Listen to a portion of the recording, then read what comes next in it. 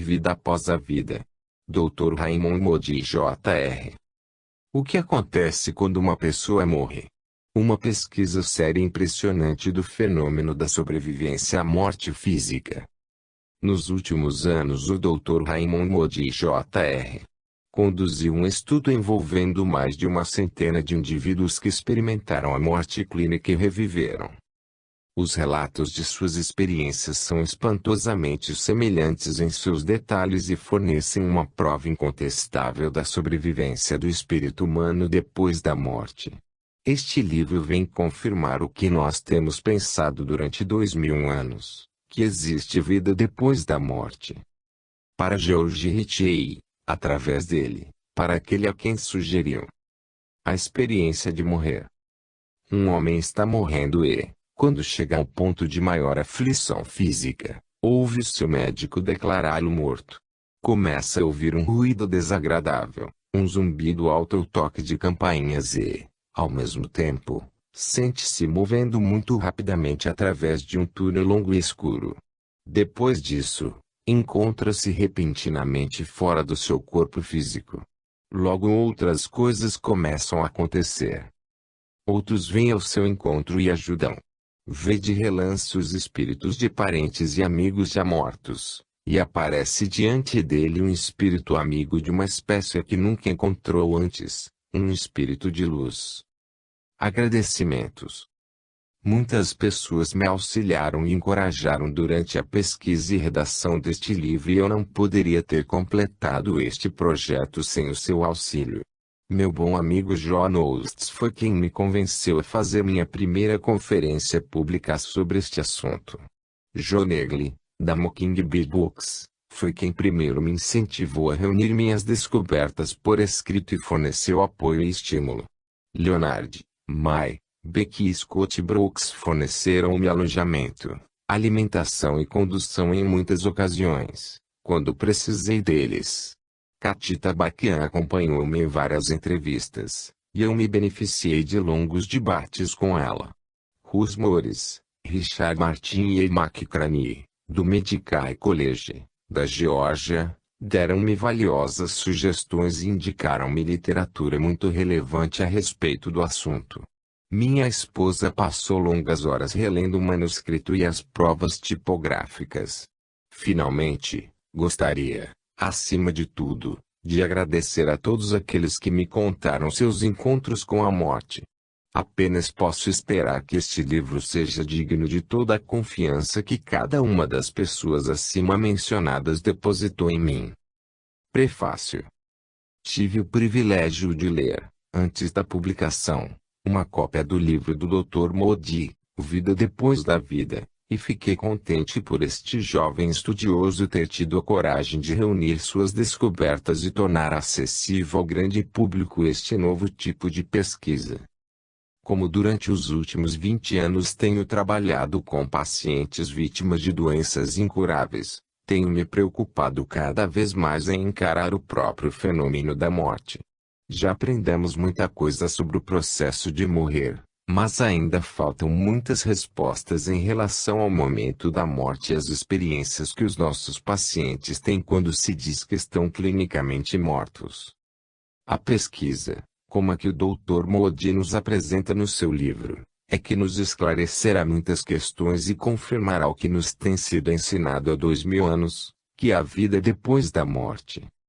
Embora o Dr. Moody não pretenda ter estudado a própria morte, fica evidente, pelas suas descobertas, que o paciente moribundo continua a ter informação consciente do seu ambiente depois de ter sido declarado clinicamente morto. Isso coincide muito com a minha própria pesquisa, que utilizou relatos de pacientes que morreram e vieram de volta, totalmente contra nossas expectativas e muitas vezes para surpresa de alguns médicos bem conhecidos, altamente especializados e certamente competentes.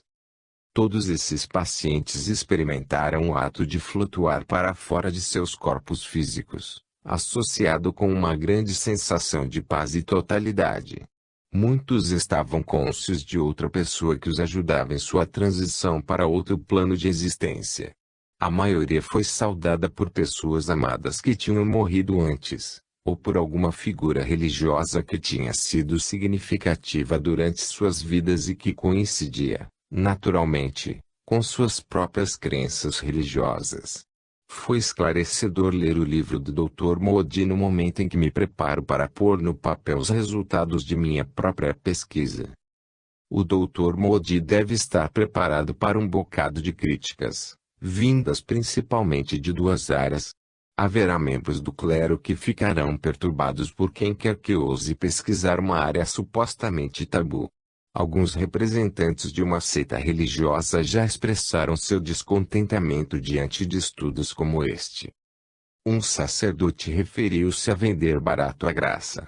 Outros sentem simplesmente que a questão da vida depois da morte deve permanecer uma questão de fé cega, não posta em dúvida por ninguém. O segundo grupo de pessoas do qual o Dr. Moody pode esperar que reajam ao seu livro com preocupação são os cientistas e os médicos que encaram estudos deste tipo como algo não científico. Penso que alcançamos uma era de transição em nossa sociedade. É preciso ter a coragem de abrir novas portas e admitir que nossos instrumentos científicos atuais são inadequados para muitas dessas novas investigações. Penso que este livro abrirá essas novas portas para pessoas capazes de manter a mente aberta, e que lhes dará esperanças e coragem de avaliar novas áreas de pesquisa. Elas saberão que este relato do Dr. Moody é verdadeiro, e que foi escrito por um investigador autêntico e honesto. É também corroborado pela minha própria pesquisa e pelos resultados de outros que pensam com seriedade, cientistas, eruditos e membros do clero que têm tido a coragem de investigar este novo campo de pesquisa na esperança de ajudar aqueles que precisam saber mais do que acreditar. Recomendo este livro a qualquer um que tenha mente aberta, e congratulo o Dr. Moody pela coragem de publicar seus resultados. Elizabeth Kubler-Ross, doutora em Medicina. Flossmoor, Illinois. Introdução. Este livro, escrito como foi por um ser humano, reflete as opiniões, os preconceitos e o passado de seu autor. Por isso, embora eu tenha tentado ser objetivo e direto tanto quanto possível, certos fatos acerca de mim mesmo podem ser úteis na avaliação de algumas das afirmações extraordinárias que são feitas a seguir. Em primeiro lugar, nunca estive eu mesmo próximo da morte, e portanto não estou apresentando um relato de experiências de primeira mão que eu mesmo tenha tido. Nem por isso posso reivindicar uma objetividade total, uma vez que as minhas emoções acabaram por ficar envolvidas neste projeto. Ao ouvir tantas pessoas relatarem as experiências fascinantes de que trata este volume, cheguei a sentir quase como se as tivesse vivido eu próprio. Só posso esperar que essa atitude não tenha comprometido a racionalidade e o equilíbrio de minha abordagem. Em segundo lugar, escrevo como alguém que não está muito familiarizado com a vasta literatura sobre fenômenos paranormais e ocultos. Não digo isso para diminuí-la, e tenho confiança em que uma familiaridade maior com ela possa aumentar minha compreensão dos eventos que estudei. Na verdade, pretendo agora olhar mais de perto alguns desses escritos e ver em que extensão as investigações de outros são confirmadas pelos meus resultados. Em terceiro lugar, minha educação religiosa merece algum comentário. Minha família frequentava a igreja presbiteriana, entretanto, meus pais nunca tentaram impor suas convicções religiosas ou crenças aos seus filhos. De modo geral tentaram, à medida que eu crescia, encorajar quaisquer interesses que eu tivesse desenvolvido por mim mesmo, e proporcionavam oportunidades para que eu lhes desse continuidade. Assim, cresci tendo uma religião que não era um conjunto de doutrinas fixas, mas sim uma preocupação com doutrinas espirituais e religiosas, com ensinamentos e questões. Acredito que todas as grandes religiões do homem têm muitos conhecimentos para nos dar e que nenhum de nós tem todas as respostas quanto às verdades profundas e fundamentais de que a religião trata. Em termos de organização, sou membro da Igreja Metodista. Ponto. Em quarto lugar, meu passado acadêmico e profissional é algo diversificado, alguns diriam fraturado. Frequentei os cursos de pós-graduação em filosofia da Universidade da Virgínia e recebi meu doutoramento na matéria em 1969. Áreas de meu especial interesse em filosofia são ética, lógica e filosofia da linguagem. Depois de ensinar filosofia por 3 anos em uma universidade do leste da Carolina do Norte, decidi fazer medicina em uma faculdade, e pretendo tornar-me psiquiatra e ensinar filosofia da medicina em uma escola de ciências médicas. Todos esses interesses e experiências contribuíram necessariamente para moldar a abordagem que adotei neste estudo. Minhas expectativas em relação a este livro são chamar a atenção para um fenômeno que é ao mesmo tempo muito amplo e muito bem escondido e, simultaneamente, ajudar a criar uma atitude pública mais receptiva. Pois é minha firme convicção que este fenômeno tem grande significado, não só para muitas disciplinas acadêmicas e práticas, especialmente psicologia, psiquiatria, medicina, filosofia, teologia e o sacerdócio mas também para a maneira como conduzimos a nossa vida cotidiana. Seja-me permitido dizer desde o começo que, com base no que explicarei bem mais tarde, não estou tentando provar que existe vida depois da morte. Nem creio que prova disso seja possível no presente. Em parte por essa razão, evitei usar nomes reais e alterei alguns detalhes identificadores das histórias, deixando ao mesmo tempo seus conteúdos inalterados. Isso foi necessário, tanto para proteger a intimidade das pessoas implicadas como, em muitos casos, para obter a permissão de publicar a experiência inicialmente a mim relatada. Haverá muitos que acharão incríveis as afirmações deste livro e cuja primeira reação será descartá-las sem mais aquela. Não tenho nenhum argumento para censurar quem quer que se encontre nesta categoria. Eu próprio teria exatamente a mesma reação apenas há alguns anos. Não estou pedindo a ninguém que aceite o conteúdo deste volume e acredite nele com base apenas na minha autoridade. Com efeito, como um lógico que desaconselha o caminho da crença que procede de inválidos apelos à autoridade, peço especificamente que ninguém o faça. Tudo o que peço a alguém que desacredite do que leia é que investigue um pouco o que há ali por conta própria. Já há algum tempo venho lançando este desafio repetidamente. Dos que o aceitaram, houve muitos que, céticos de início, chegaram a partilhar minha perplexidade diante destes eventos. De outro lado, haverá sem dúvida muitos que ao ler isto sentirão um grande alívio, pois terão descoberto que não estão sozinhos no ter tido tais experiências. Há esses, especialmente se, como a maioria, esconderam sua história, exceto de umas poucas pessoas de confiança. Só posso dizer isto. Tenho a esperança de que este volume possa encorajá-los a falar com um pouco mais de liberdade, de modo que uma das mais intrigantes facetas da alma humana possa ser mais claramente elucidada. 1. O fenômeno da morte. Como é que é o morrer? Essa é uma questão sobre a qual a humanidade se tem debruçado desde que existem seres humanos. Durante os últimos anos tive oportunidade de levantar essa questão diante de um número considerável de audiências.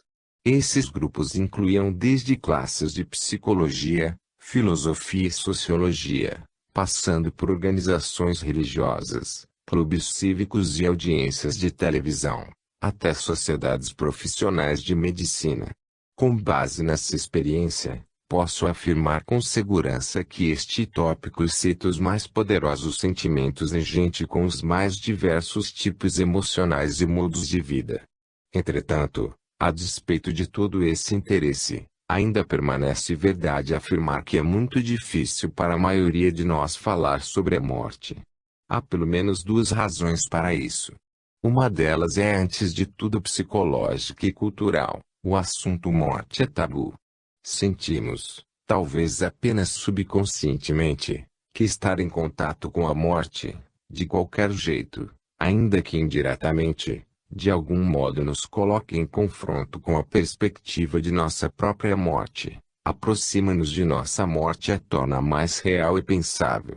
Por exemplo, a maioria dos estudantes de medicina, incluindo eu próprio, descobre que mesmo o encontro com a morte que ocorre na primeira visita aos laboratórios de anatomia no início do curso de medicina pode provocar fortes sentimentos de mal-estar. No meu próprio caso, a razão dessa resposta parece agora bastante óbvia. Ocorreu-me retrospectivamente que não era inteiramente preocupação pela pessoa cujos restos mortais eu via ali, embora esses sentimentos certamente estivesse presente. O que eu estava vendo naquela mesa era um símbolo de minha própria mortalidade.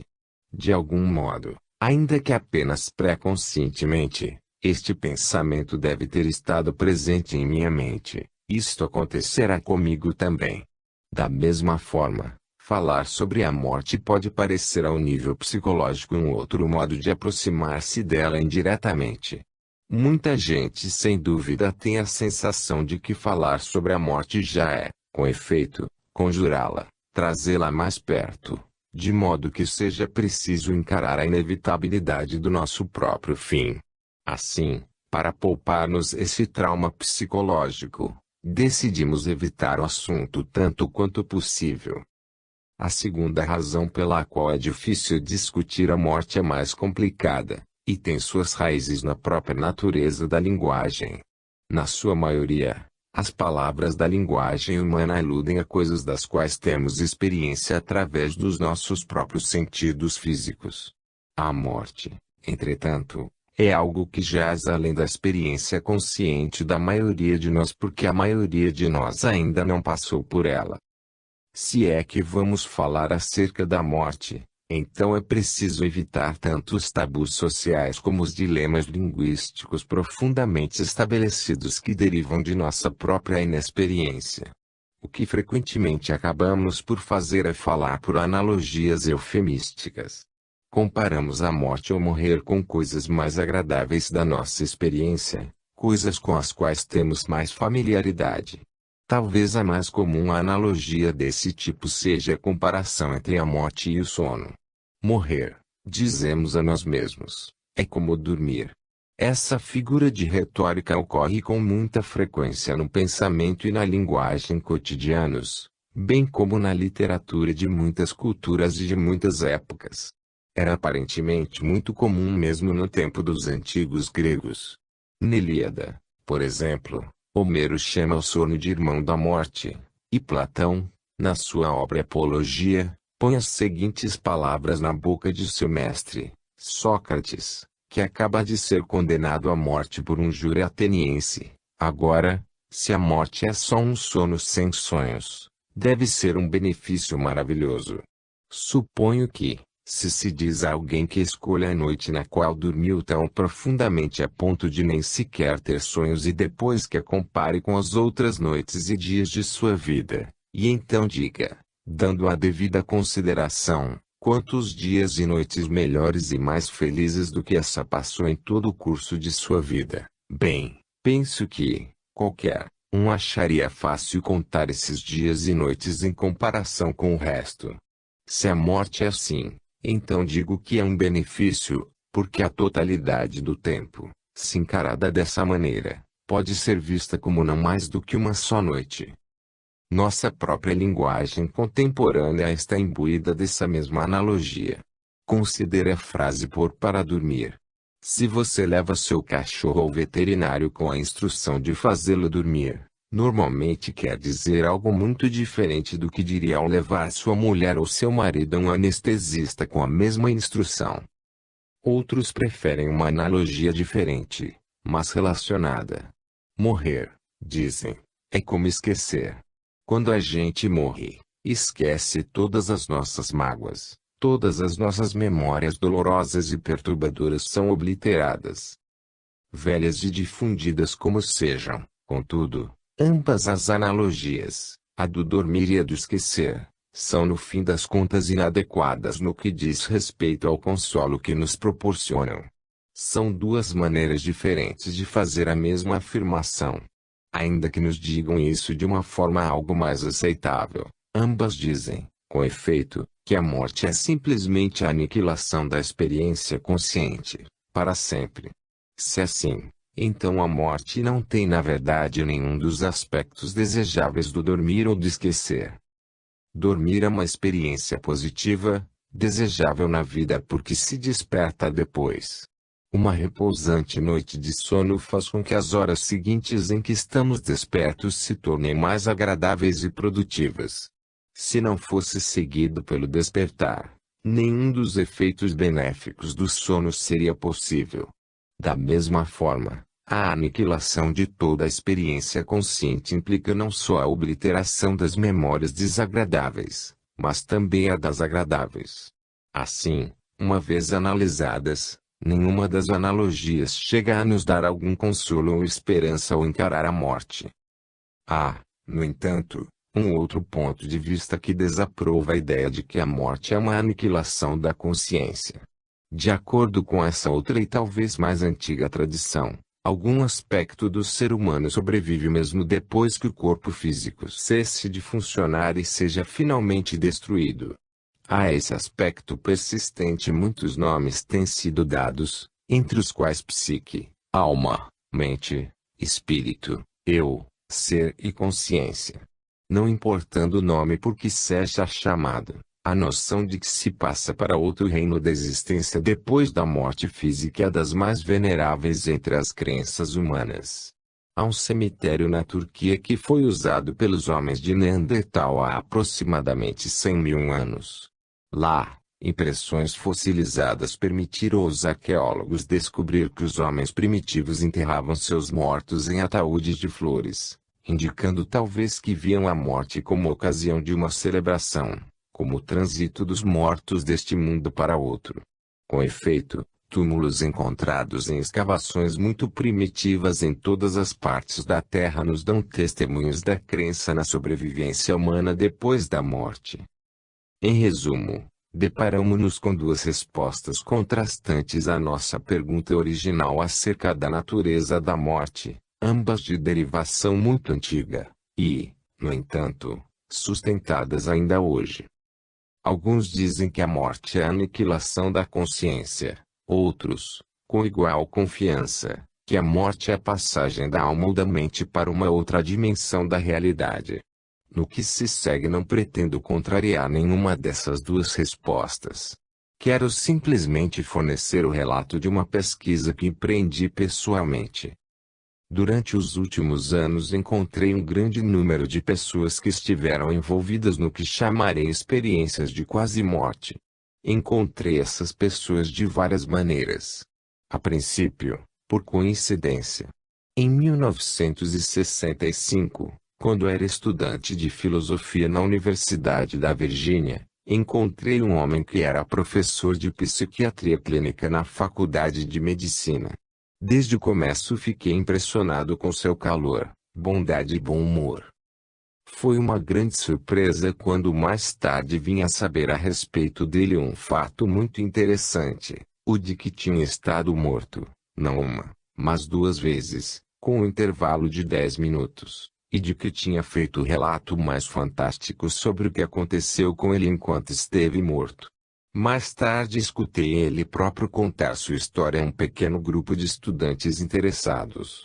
Na ocasião fiquei muito impressionado, mas como tinha pouca base para avaliar tais experiências, apenas arquivei a narrativa, tanto na minha mente como sob a forma de uma gravação em fita magnética que fiz na ocasião.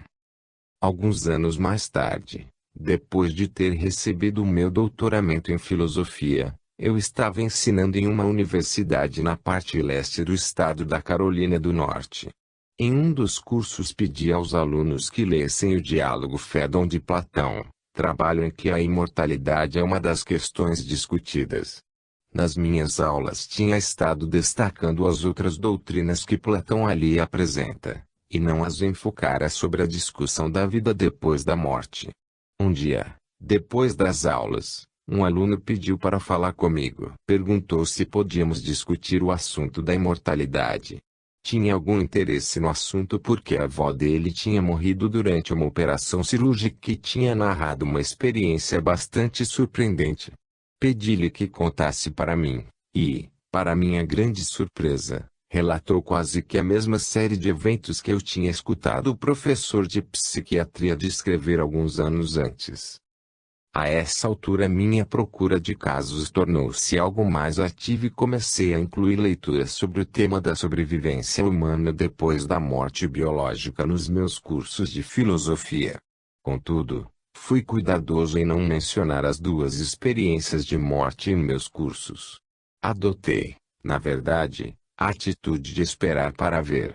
Se esses relatos forem bastante comuns, refleti, irei provavelmente ouvir mais, se tão somente levantar o tópico geral da sobrevivência em discussões filosóficas, expressar uma atitude simpática em relação a essa questão e esperar. Para minha surpresa, encontrei em quase todas as classes, de mais ou menos a 30 alunos, pelo menos um estudante que me procurava depois da aula para relatar uma experiência pessoal de quase morte. O que me surpreendeu desde o começo do meu interesse foi a grande semelhança dos relatos, a despeito do fato de que vinham de pessoas com as mais diversas religiões e diferentes circunstâncias sociais e educacionais.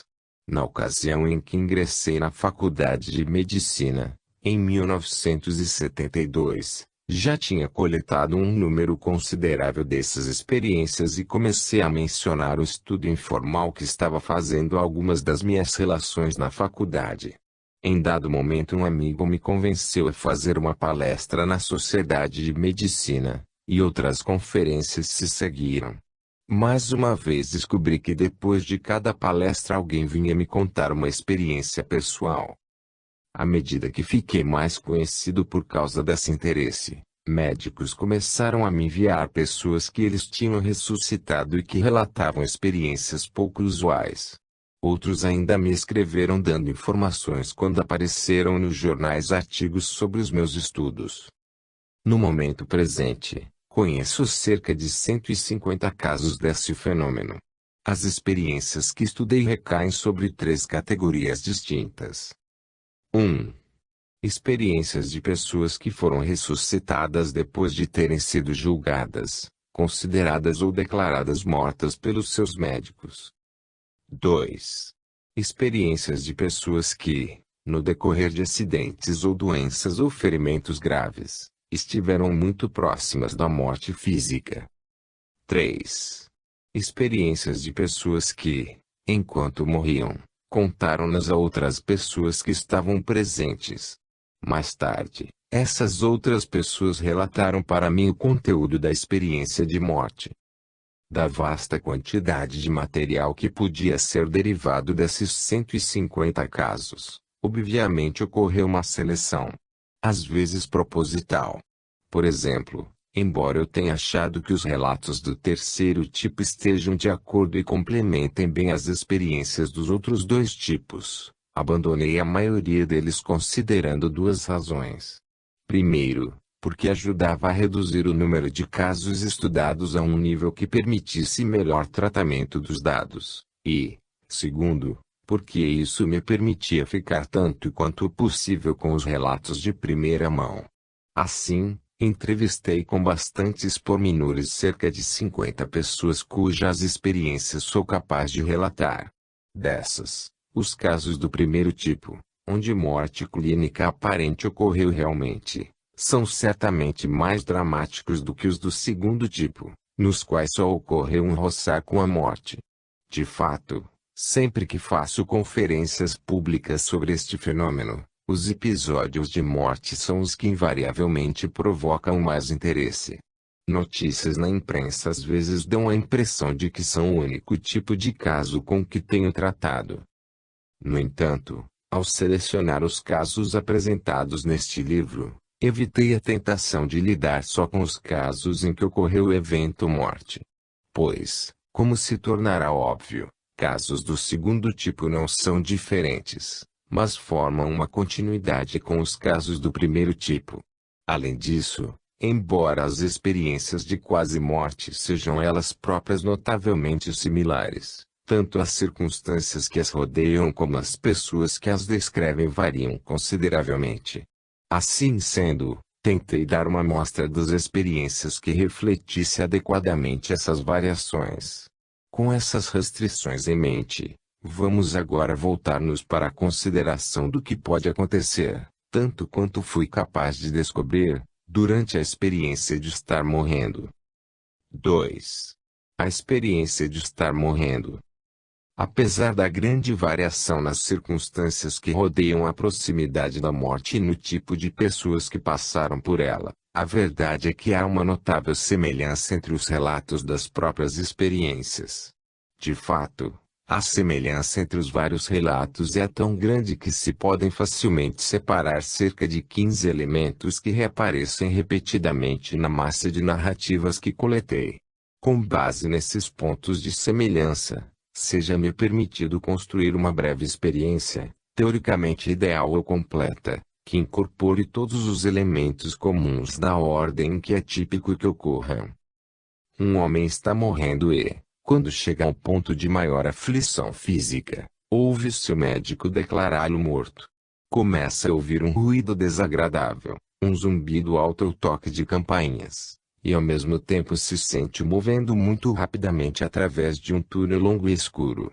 Depois disso, repentinamente se encontra fora de seu corpo físico, mas ainda na vizinhança imediata do ambiente físico, e vê seu próprio corpo à distância, como se fosse um espectador.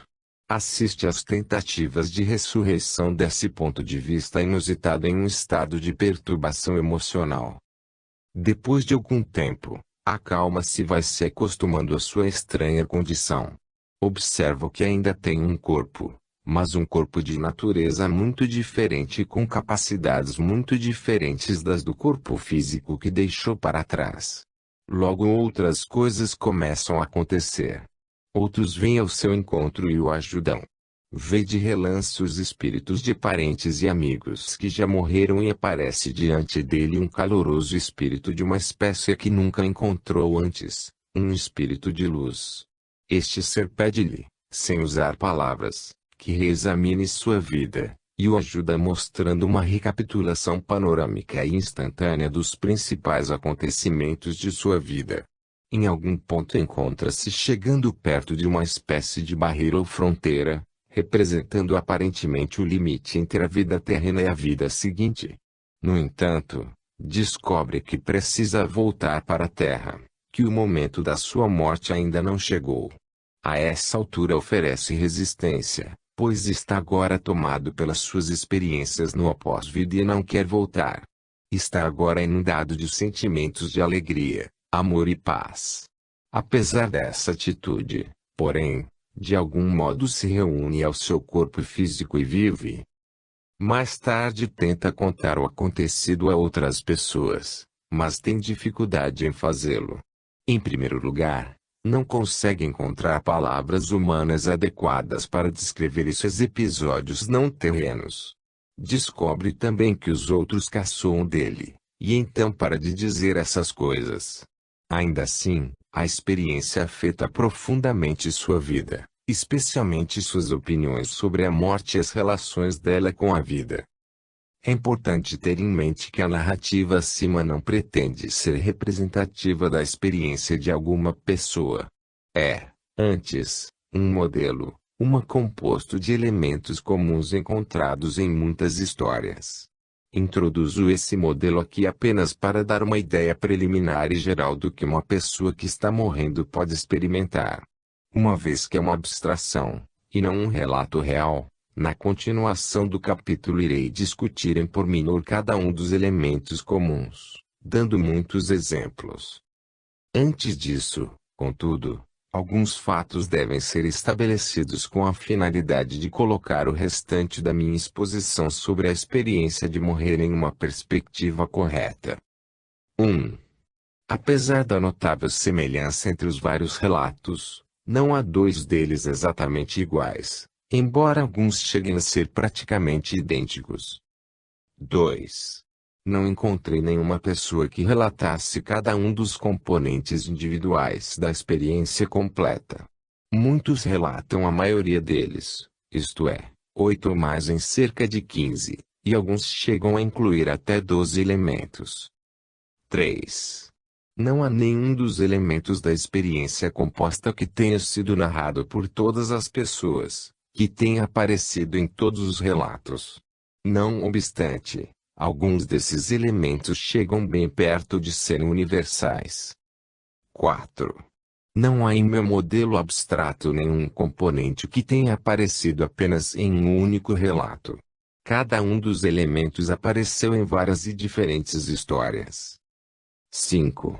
A ordem na qual uma pessoa que está morrendo passa por esses vários estágios delineados rapidamente acima pode variar da ordem dada no meu modelo teorético. Para dar um exemplo, várias pessoas relataram ter visto o ser de luz antes de deixar seus corpos físicos, ou ao mesmo tempo, e não, como no modelo, algum tempo depois. Contudo, a ordem em que os negócios ocorrem no modelo é uma ordem bastante típica, e grandes variações não são comuns. 6. O quão longe a pessoa que está morrendo chega na experiência hipotética completa depende de se a pessoa realmente passou pela morte clínica aparente ou não, e, se sim, por quanto tempo ficou neste estado. No geral, pessoas que estiveram mortas parecem relatar experiências mais completas e detalhadas do que as que apenas estiveram próximas da morte. E as que estiveram mortas por mais tempo vão mais fundo do que as que estiveram mortas por um tempo menor. 7. Conversei com algumas pessoas que foram declaradas mortas, ressuscitadas, e que ao voltar não relataram nenhum desses elementos comuns. De fato, disseram que não se lembravam de absolutamente nada a respeito de suas mortes. Bastante curioso também, conversei com várias pessoas que foram consideradas clinicamente mortas em ocasiões diversas com intervalo de anos, e que relataram não experimentar nada em uma dessas ocasiões, mas que tinham tido experiências bem complexas em outras. 8. Deve-se destacar que estou escrevendo principalmente sobre relatos, narrativas ou lembranças de outras pessoas que me foram transmitidos verbalmente durante entrevistas. Assim, quando observo que um dado elemento da experiência completa, abstrata, não ocorreu em dado relato, isso não significa que necessariamente não tenha ocorrido com a pessoa em questão. Significa apenas que a pessoa não me disse que ocorreu, ou que não se pode depender do relato que a pessoa tivesse indubitavelmente experimentado. Dentro desse quadro, pois, vamos examinar alguns dos estágios e acontecimentos comuns nas experiências de morrer.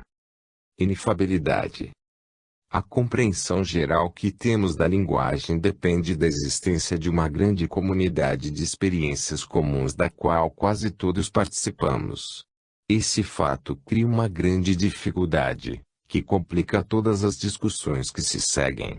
Os eventos vivem dados por aqueles que estiveram próximos da morte estão fora da nossa comunidade de experiências, por isso bem se poderia esperar que eles tivessem certas dificuldades linguísticas ao expressar o que lhes sucedeu. Com efeito, é isso precisamente o que acontece. As pessoas em questão unanimemente caracterizam suas experiências como inefáveis, isto é, inexprimíveis. Muitas pessoas fizeram observações no sentido de que não existem palavras para expressar o que estou tentando dizer ou não existem adjetivos e superlativos que descrevam isto. Uma mulher colocou a questão em termos sucintos quando disse: "Bem, para mim é um verdadeiro problema tentar lhe contar isso, porque todas as palavras que conheço são tridimensionais."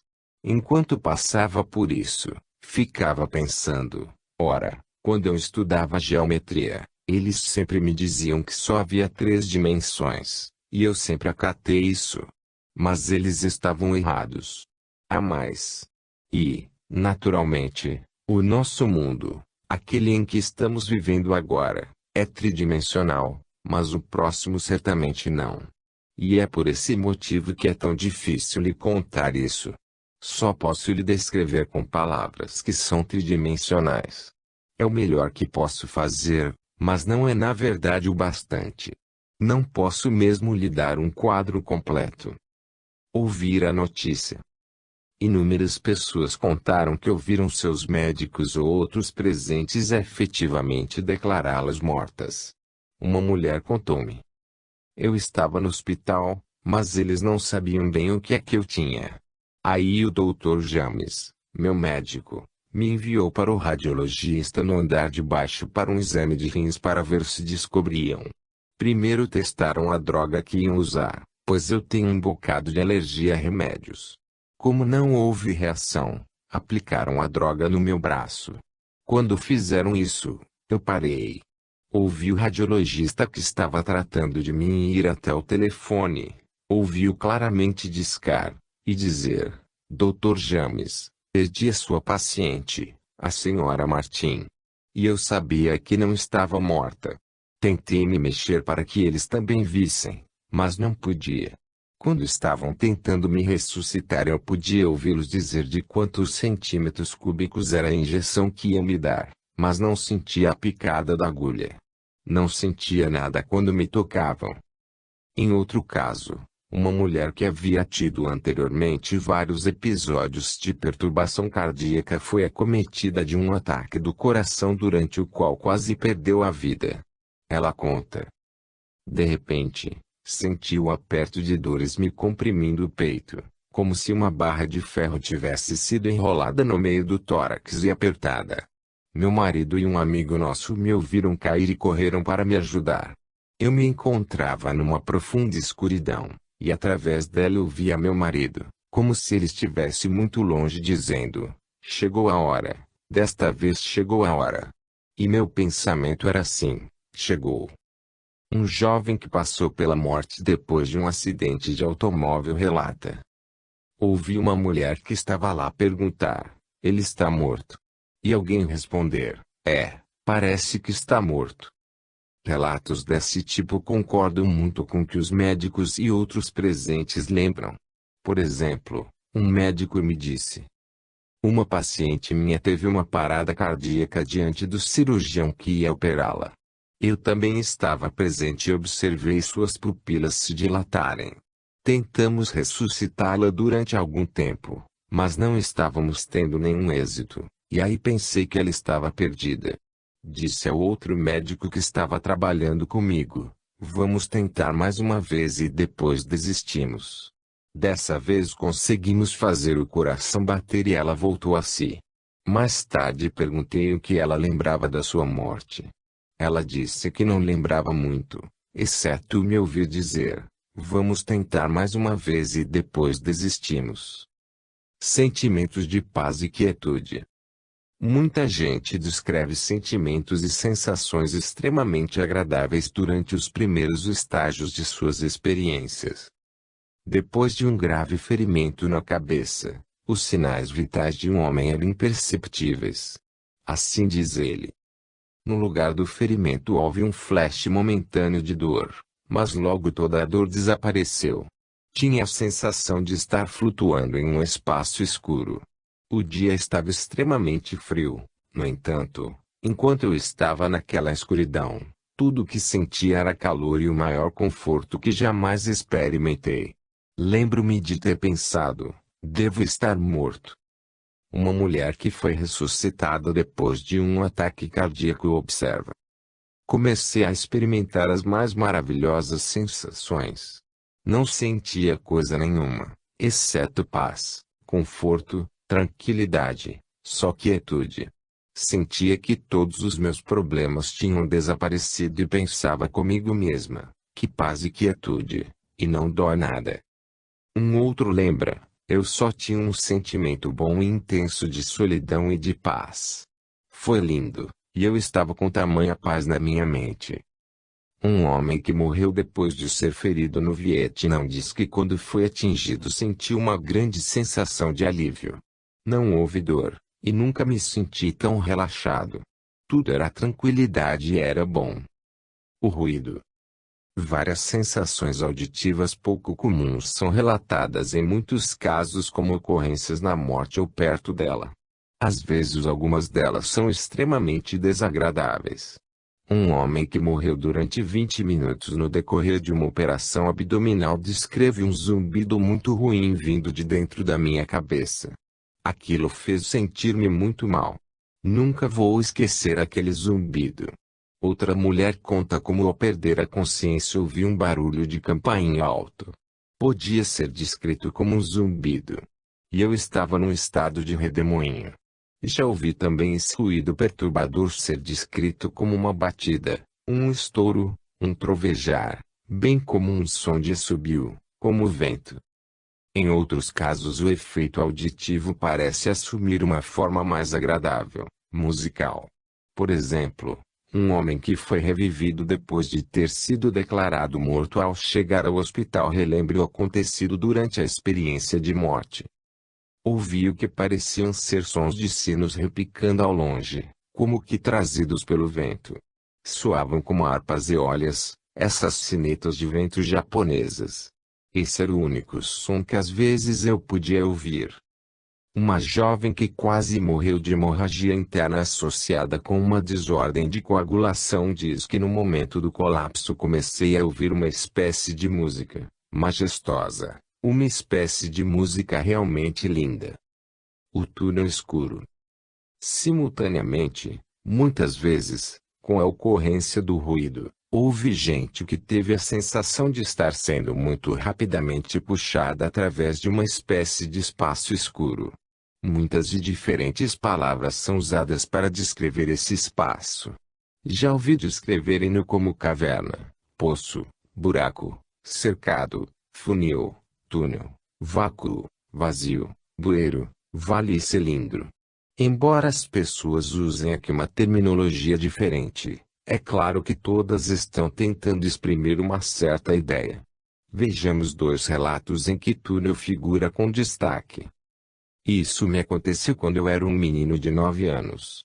Já se passaram 27 anos, mas foi tão marcante que eu nunca poderia esquecer. Uma tarde, quando eu estava muito doente, me levaram às pressas para um hospital. Quando chegamos, decidiram que era preciso me anestesiar. Não sei bem porquê, mas tinha relação com a minha idade. Naquele tempo usavam éter. Respirei éter através de uma gaze que puseram no meu rosto e, me contaram depois, meu coração parou de bater. Naquele tempo eu não sabia que era isso que tinha acontecido comigo, mas, de qualquer jeito, quando aconteceu tive uma experiência. Bem, a primeira coisa que ocorreu, vou tentar descrever do jeito que senti, foi que havia esse ruído de campainha bring, bring, bem ritmado. Aí, você vai achar estranho, eu estava me movendo através de um lugar comprido e escuro. Parecia uma espécie de bueiro. Não dá para descrever com exatidão. Estava me movendo, no compasso do ruído, todo o tempo um ruído de campainha. Outro informante declara, tive uma reação muito má a uma anestesia local, e parei de respirar. Tive uma parada respiratória. A primeira coisa que aconteceu, foi muito rápido, era que eu estava passando por um vácuo negro, escuro, com uma super velocidade. Talvez possa ser comparado com um túnel, acho. Me sentia como se estivesse rolando por uma montanha-russa em um parque de diversões, indo por esse túnel com uma velocidade tremenda. Durante uma enfermidade, um homem chegou à beira da morte, tanto que suas pupilas se dilataram e seu corpo começou a esfriar. Conta, estava completamente escuro, um vazio negro. É difícil explicar, mas eu me sentia como se estivesse me movendo no vácuo. Como se estivesse em um cilindro em que não havia ar. Uma sensação de limbo, de estar metade aqui e metade em outro lugar. Antes da ocasião de sua experiência, que ocorreu quando ele era criança, um informante tinha tido muito medo do escuro. No entanto, quando seu coração parou de bater em consequência de ferimentos recebidos em um acidente com uma bicicleta, ocorreu o seguinte. Tinha a sensação de estar me movendo através de um vale muito fundo e escuro. A escuridão era tão profunda e impenetrável que eu não podia ver absolutamente nada, mas foi a experiência mais maravilhosa e libertadora que se possa imaginar. Em outro caso, uma informante que havia tido peritonite relembra: meu médico já tinha chamado meu irmão e minha irmã para me verem pela última vez. A enfermeira me deu uma injeção para me ajudar a morrer mais tranquilamente. As coisas em volta de mim no hospital foram ficando cada vez mais longe. Quando iam se afastando, entrei de ponta cabeça por uma passagem muito escura e muito estreita. Só dava para um caber ali. Comecei a ir escorregando para o fundo, cada vez mais fundo. Uma mulher que esteve próxima da morte em um acidente de trânsito fez um paralelo com um show de televisão. Havia uma sensação da maior paz e quietude, nenhum medo, e eu me encontrava em um túnel de círculos concêntricos. Vi um programa na televisão chamado Túnel do Tempo, onde as pessoas viajavam para diante e para trás através desse túnel de espirais. Bem, isso é a coisa mais próxima do que eu senti que posso imaginar. Um homem que esteve muito próximo da morte traça um paralelo a algo diferente, paralelo oriundo dos seus antecedentes religiosos. Diz: de repente eu estava num vale muito fundo e muito escuro. Era como se houvesse uma passagem, quase uma estrada, pelo meio do vale, e eu estivesse indo por essa passagem.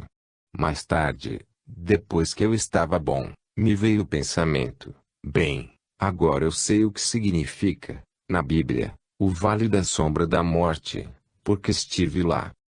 Fora do corpo. É um truísmo para a maioria de nós, a maior parte do tempo, a identificação de nós mesmos com os nossos corpos físicos. Admitimos, naturalmente, que também temos mentes. Mas para quase toda a gente nossas mentes parecem mais efêmeras do que nossos corpos. A mente, afinal de contas, pode não ser mais do que o efeito da atividade eletroquímica que ocorre no cérebro, que é parte do corpo físico. Para muita gente é uma tarefa impossível mesmo conceber o que seria existir de outro modo diverso do corpo físico ao qual está acostumada. Antes de suas experiências, as pessoas que eu entrevistei não eram, como grupo, de nenhum modo diferentes da média das pessoas em relação a essa atitude. É por essa razão que, depois de sua rápida passagem pelo túnel escuro, a pessoa que está morrendo tem com frequência uma surpresa tão grande.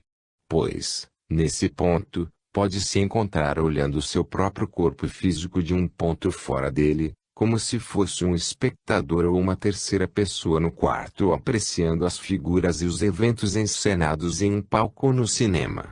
Vejamos agora trechos nos quais esses episódios fantásticos de estar fora do corpo são descritos.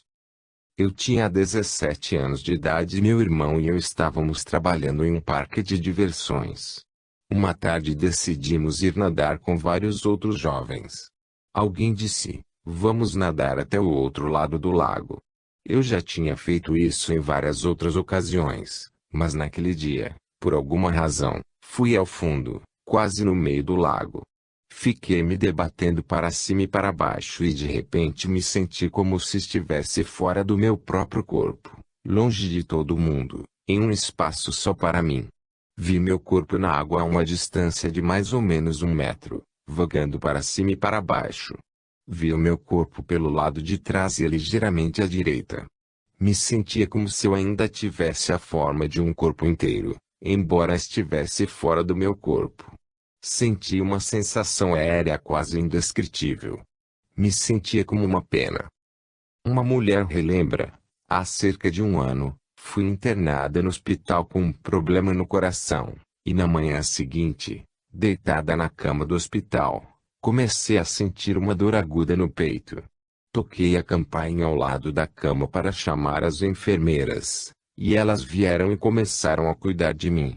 Eu estava me sentindo muito sem conforto deitada de costas e por isso me virei de bruços, e assim que virei parei de respirar e meu coração parou de bater.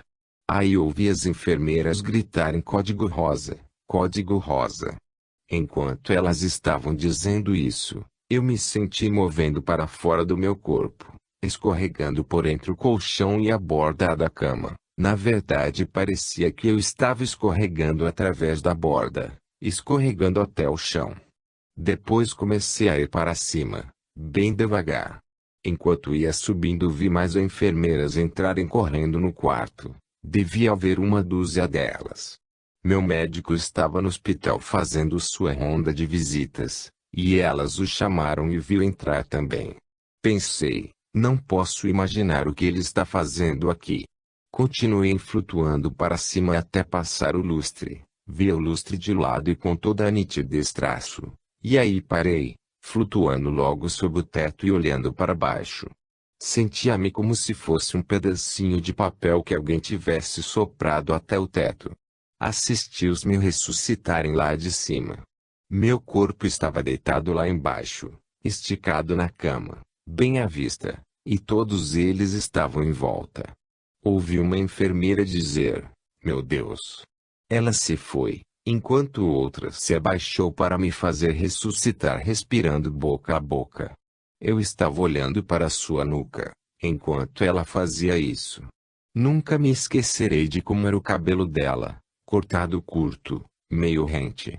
Bem, aí vi-os rolarem para o quarto aquela máquina e colocarem eletrodos no meu peito.